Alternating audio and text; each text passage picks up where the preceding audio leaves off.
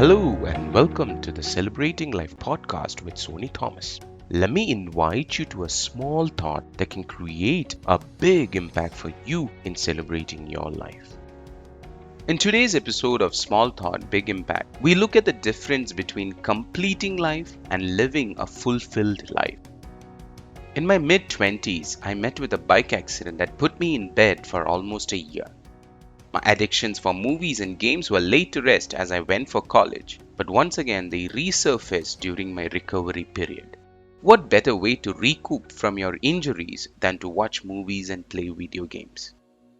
Looking back, maybe I could have read a couple of books or even probably did some online courses. But you see, when you have had a near-death experience, you just give your heart what it wants. I even followed a schedule. Morning recovery activities, afternoon watch movies, evening entertain guests, and when night falls, play video games till dawn. Thanks to a good network of family and friends, I had no shortage of guests, movies, or games.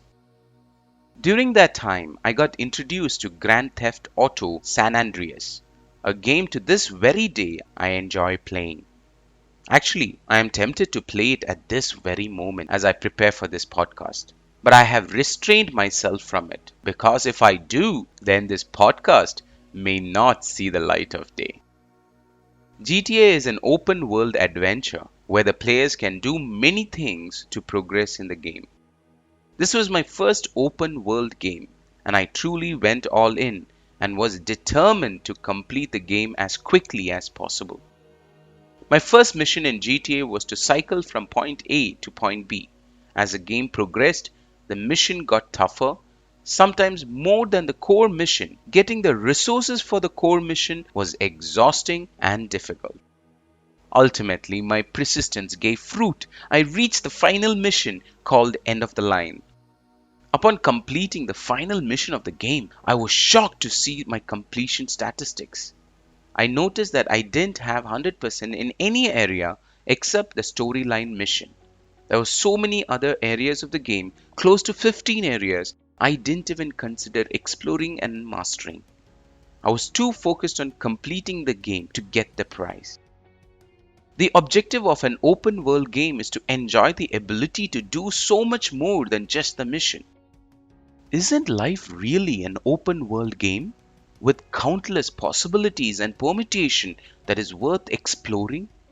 Imagine completing your life and looking at your stats only to find out there was more living you could have done. Wouldn't that be a disappointment? When the many areas of life come together in a wonderful blend, one can be certain they're living a fulfilled life. So when you're at the end of the line with your time on earth, it matters not how many goals you achieved. It matters how much you have learned, loved, and lived. It matters how much you explored and experienced.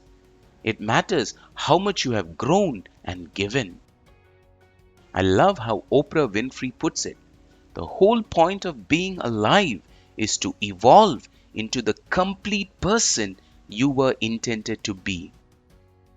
Many studies note that the most common regret shared by people nearing death was, "I wish I had the courage to live a life true to myself, not the life others expected of me."